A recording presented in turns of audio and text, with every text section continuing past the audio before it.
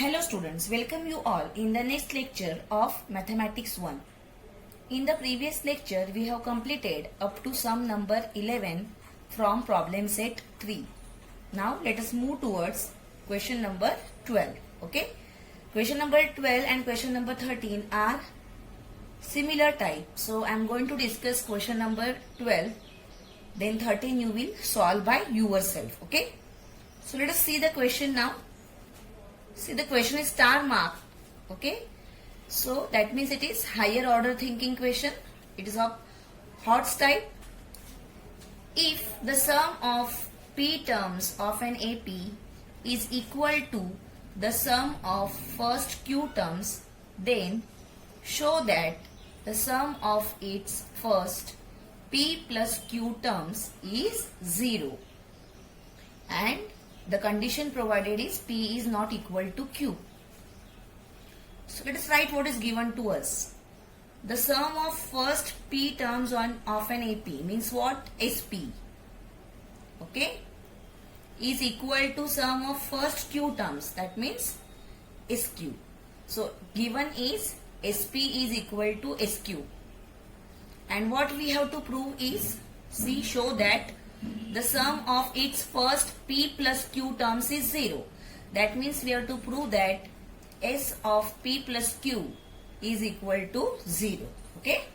So you can see everywhere S is appeared. That means it is very clear that in this sum we are going to use formula of Sn. Okay.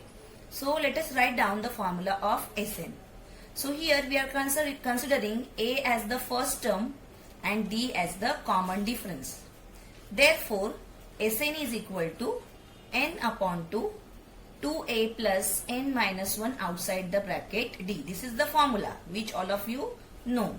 Many of you have by hearted also till date. Many problems we have solved.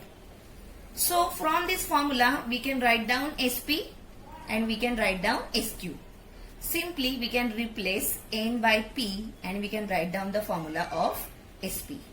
Okay, so all three places n is replaced by p. Number this as 1. Similarly, the sum of first q terms of the AP we can write as SQ. You can see here everywhere n is replaced by q. Number this as 2. But the given thing is what? SP is equal to SQ. This is given to us. So write down the formula of SP, below that, then equal to, then below SQ write down the formula of SQ which we have written up. So from 1 and 2 we can write down this. Now see, you can cancel 2 from both the sides. Okay. At the same time, while writing the next step, this P is written outside. Open the bracket inside the square bracket. Okay, so this will become 2a plus pd minus d. Similarly here q and inside the bracket 2a plus qd minus d. Okay, so this way we got it now simplified.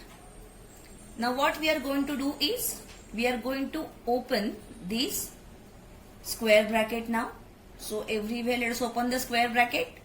So P into 2a is 2ap. Then P into pd is p square d. And P into minus d is minus pd. Similarly here we will get 2aq plus q square d minus qd.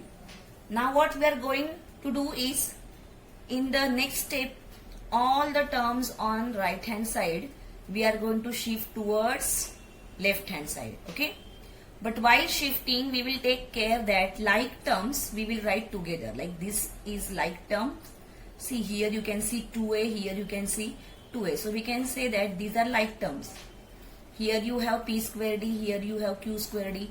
So we will rearrange them properly while writing. Okay, so 2ap is written from left hand side, 2aq from right hand side. So became minus, then p square key from LHS and q square d from RHS. So became minus.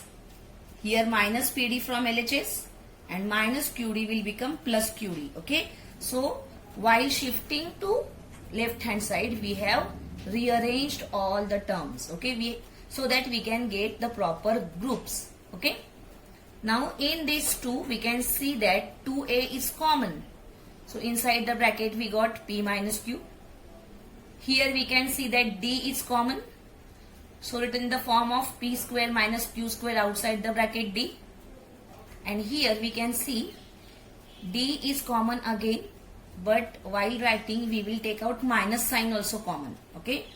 So this will become minus inside the bracket p minus q outside the bracket d.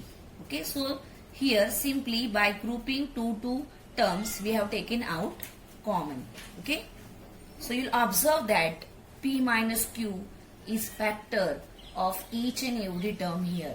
That is why here minus sign is taken out, that we want p minus q. Now see this p square minus q square we can split as p plus q and p minus q. Okay, rest things are written as it is. You know the expansion formula, a square minus b square, that is a plus b, a minus b. So this will become p plus q, p minus q. Okay. Let us go further now. Now what is done is in this step here, p minus q is taken out common.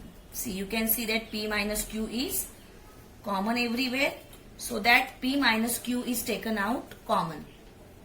So inside the bracket we will get, see what we will get, 2a plus d inside the bracket p plus q, and here only minus d. Okay, this is what we are going to get inside. But okay, here while writing the bracket is opened.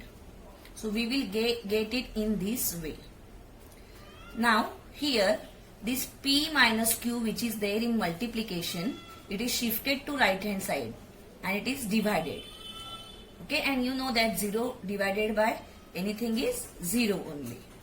Okay, and here now from this bracket, see this bracket very carefully, what is done is first term 2a is written as it is, but in these three terms we can observe that d is common. Okay, so while writing d is taken out common. So what we got here, p plus q minus 1 outside the bracket d.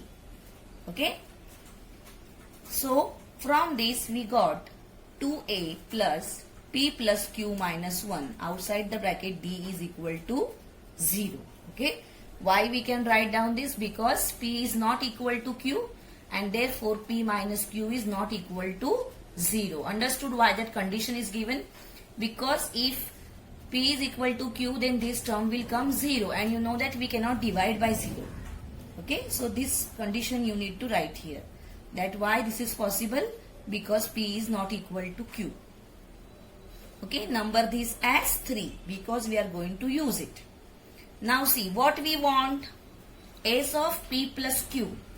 So by using the formula of Sn, we can write down s of p plus q by replacing n by p plus q everywhere. So everywhere in place of n, write down p plus q. Okay, so what we will get, s of p plus q is equal to p plus q divided by 0 inside the square bracket 2a plus p plus q minus 1 and d. Okay, but see this bracket, see equation number 3 here, value of this bracket is 0. So we can replace this bracket by 0, and then you know that anything into 0 is 0. So we got s of p plus q is equal to 0. And thus we have proved that the sum of first p plus q terms is 0. So please copy it down.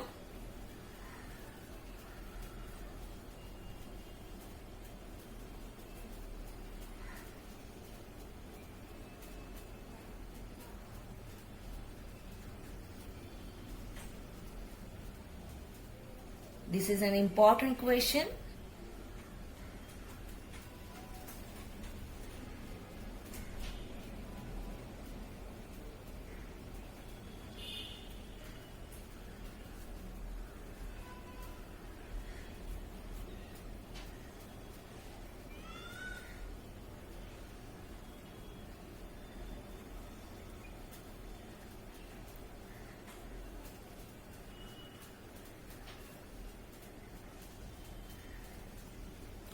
I am moving towards next page.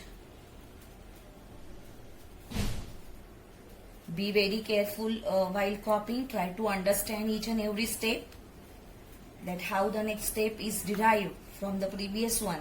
That is important. If you understand it better, then you will never forget it. Okay? So, try to understand and be very careful about plus and minus signs, especially when you are changing the side. Okay?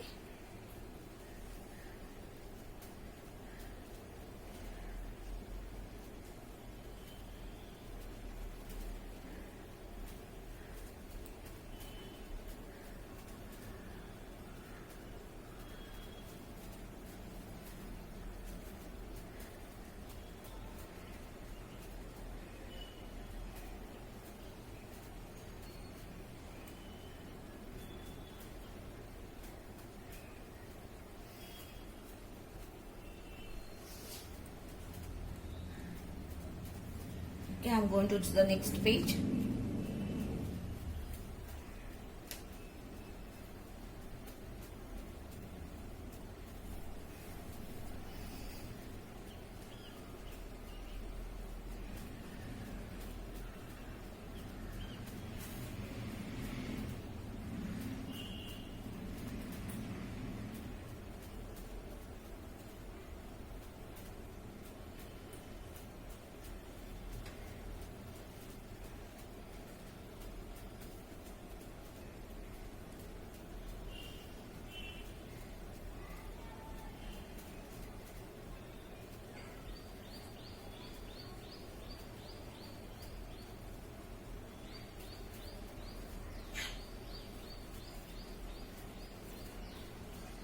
I hope you must have completed it. Let us go towards the next question. As I have said, you are going to solve it by yourself. I am only going to explain you. Okay? It is similar. So see, let us start now. If m times the mth term of an AP is equal to n times the nth term, then show that the m plus nth term of the AP is 0. The difference is what? In the previous question everything about sum was given. Now here everything about term is given. Okay, so let us write down what is given to us. M times the mth term means what? M into Tm, that is mTm. And n times the nth term means n into Tn. This is given to us, and we have to prove that T of m plus n is equal to 0. So if A is the first term and D is the common difference, then you can write down the formula of Tn. Okay, and from that you can write down the formula for Tm. Okay, so here first Tm is taken, so you can write down the formula of Tm first, and then you can write down the formula of Tm as we have done in previous one. Number this as 1 and 2. Then write down the given thing, that is mTm is equal to ntn. Write down it. Replace Tm by the formula here. Replace Tn by the formula here. And similarly as we have done, first open this bracket. Open this bracket. Then open the outer bracket. Here also open the outer bracket. Then change the side. All the steps are very, very similar. Then while changing, write like terms together. Then take out common. Here A is common. Here D is common. Here minus D is common. Everything is similar. Afterwards, here n square minus m square you can write as m plus n, m minus n. Okay. Then m minus n is not equal to 0. So you can divide by m minus n and you will get the answer. Okay. So similar steps you have to do. I hope you will solve it as homework. Let us go further. The last question which is given as activity. This is also you will solve as homework. You will solve it by yourself. It is very easy. See, rupees 1000 is invested at 10% simple interest. Check at the end of every year if the total interest amount is in AP. If this is an AP, then find interest amount after 20 years. For this, complete the following activity. So, simple interest question is given, therefore the simple interest formula is given, that is PRN divided by 100. So simple interest after 1 year, see 1000 rupees is invested, so principal is 1000, and here rate of interest is given as 10, so R is 10. After 1 year's n will be 1, so replace here n by 1. So when you cancel it, you will see that this 0 and this 0, this 0 and this 0 will get cancelled. So what you will get here? 100. Simple interest after 1 year, here you will get 100. Then for 2 years you will get 200. So here you have to write down now 1000 into 10 into 3. So answer is 300. So similarly for 4, 5 and 6 years you will write 400, 500 and 600. So we will get the numbers as 100, 200, 300, 400, 500 and 600. So here D is what? 100 and A is also 100. So you want the amount of simple interest after 20 years. That means you want TN, that is T20 you need to find. So just write 100 here and here also 100 and get the answer. Okay, so this is very easy. So all of you complete these 2 questions as homework. Now we are starting with next chapter, that is chapter number 4, financial planning. Okay students, let us start chapter 4, financial planning. The chapter with the same name you were having in 9th standard. And in 9th standard we have seen how to calculate the income tax. Also we have solved the sums related to the brokerage and related to the discount and about the interest. Okay, so all these sums we have solved in 9th standard. Now let us go further in 10th standard. Some part of the chapter is reduced here.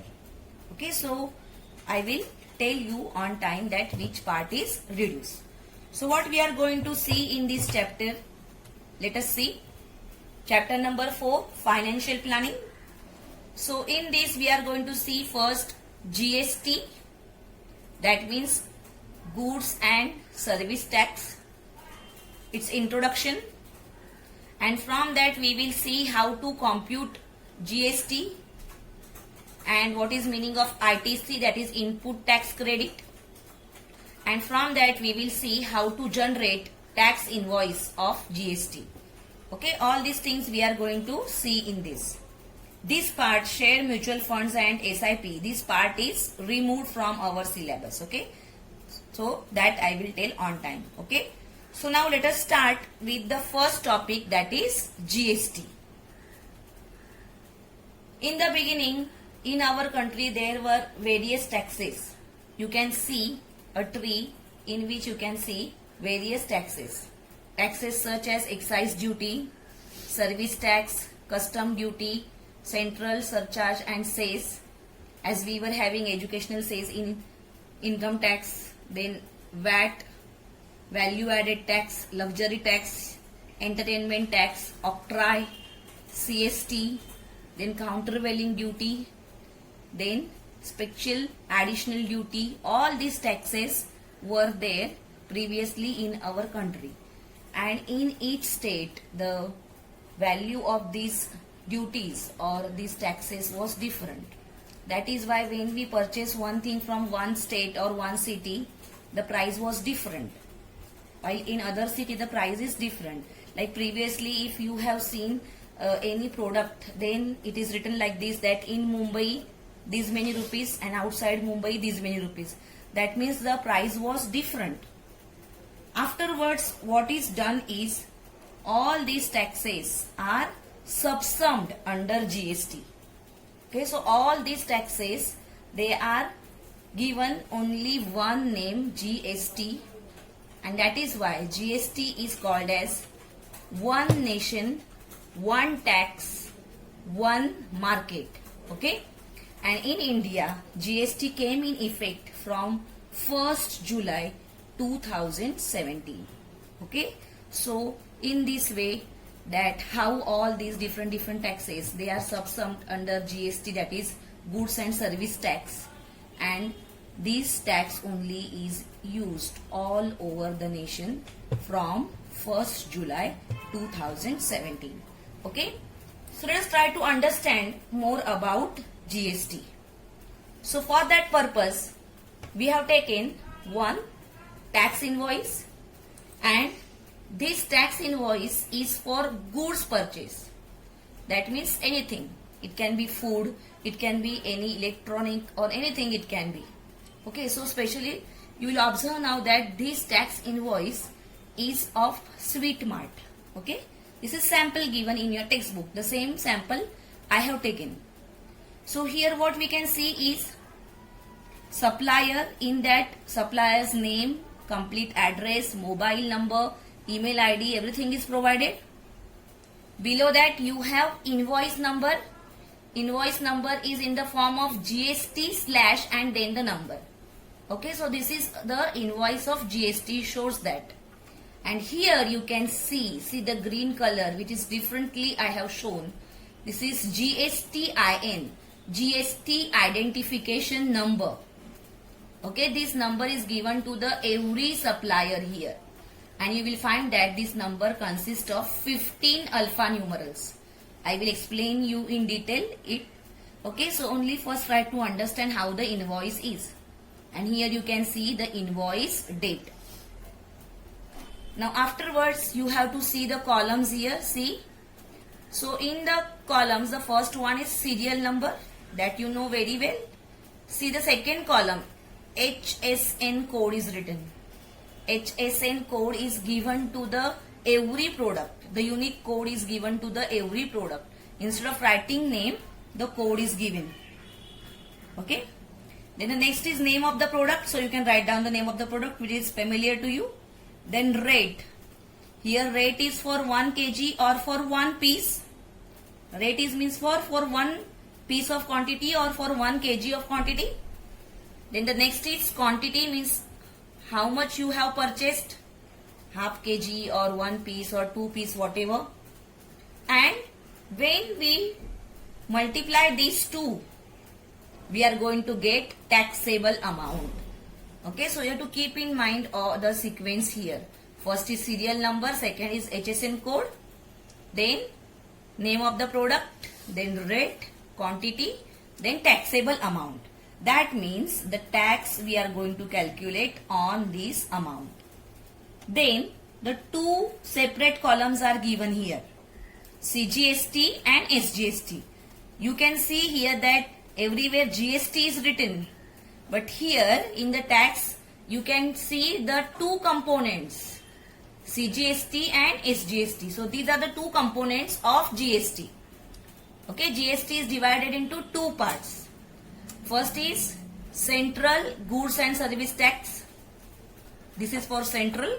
And second is state goods and service tax. That means the tax which we are paying is divided into two components. One is for central, other is for state. And here you will see two columns again, rate and tax. Rate and tax. Okay, suppose for example for payday, the GST is 5%. Then you have to make exactly half of that. That half part, one half part is for CGST and another half part is for SGST. Okay, as I have said, these are the two components of GST. So total GST for payday here will be 5%. Okay. So see, rate of payday is 400 per kg and quantity purchased is 500 grams. Okay, so the taxable amount is 200. Now rate of CGST is 2.5%. So 2.5% of 200, it will turn out to be 5.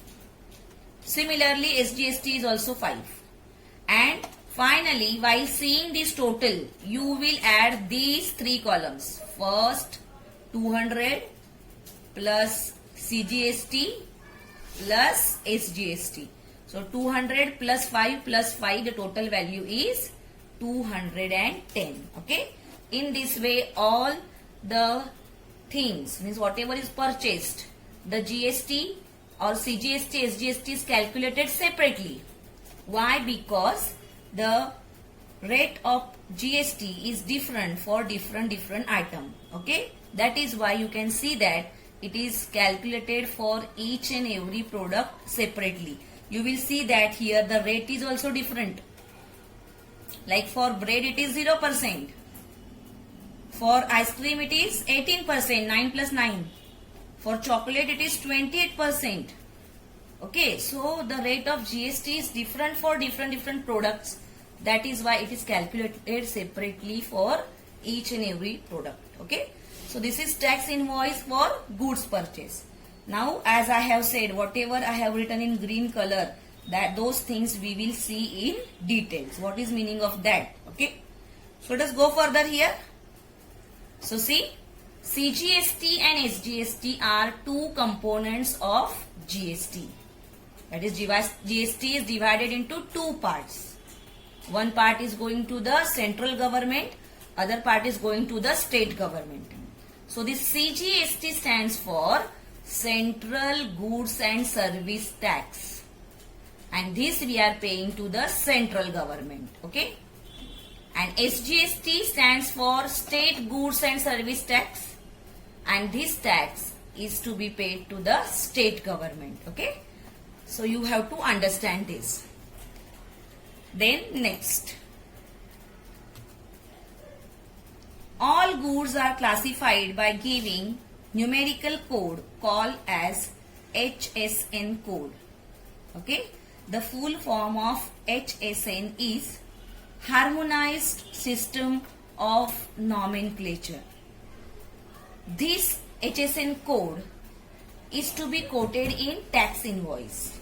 Okay, that means each and every product is given unique HSN code, that is Harmonized System of Nomenclature code, and the product is identified by that code only. Okay, then after this, let us see now what is the meaning of GST identification number, which we saw in the right corner of the tax invoice. Okay, so this GST identification number is dealer's identification number, and its long form is Goods and Service Tax Identification Number. Now, this GST identification number is mandatory for the dealer whose annual turnover in previous financial year exceeds rupees 20 lakhs. Okay, so this GST identification number is compulsory for the dealers, those whose previous year's turnover which is more than 20 lakhs. Okay, so here now this GST identification number is having 15 alphanumerals. You can, if you count, you will get 15 alphanumerals. As PAN is having 10 alphanumerals. Okay, you can see the PAN number of your parents also. It consists of 10 alphanumerals. So here GSTIN consists of 15 alphanumerals, and in that 15 alphanumerals, these PAN 10 alphanumerals are also added. Okay, so now how these 15 alphanumerals are arranged, let us see that. Okay, the first two numbers here, okay, or first two digits, they are for state code. That means this first two digits shows us from which state the invoice is. For example, here 27 is the state code of Maharashtra. So from 27 we can understand that the person or the firm is registered in Maharashtra. Okay, so by seeing the tax invoice we can understand that where the firm or the persons is registered, from which state. Okay, so these first two digits, they gave us the state code. Okay, then afterwards next 10 numbers, they are the PAN. Okay, 10 digit PAN of the firm. So 2 plus 10, 12. Then the 13th digit represents the registration. How many registrations are done? Like here 1 is written, that means 1 registration is done. Then this Z is uniform for all. It appears by default. Okay. And the last one, the last number is the checksum digit. It is called as checksum digit, that it confirms the validity of GST identification number when entered on the GST portal. Okay. So this is called as checksum digit. This way this GST identification number is written. Okay. It consists of 15 alphanumerals. You don't have to remember this. You can write down any number here. Only it should consist of the alphanumerals. Okay. No need to by heart it. All these things are given for your information. Okay. So try to understand that. Let us see the next tax invoice. Now this is invoice for the service provided. The previous one for the goods. Now this is for service provided. It is similar, but you will find that in place of HSN here SAC is written. Okay. So this SAC stands for Service Accounting Code. Rest all the things are same here. Okay. Only this is different. That is Service Accounting Code. That which type of service is provided here. Like here also the service accounting code is different for different services. Okay. Then afterwards we are going to move towards a rate of GST, that how they are given, but that we will see in the next lecture. Okay. So today we will stop here. Okay. You read it from the textbook and try to understand it. Okay students. Thank you.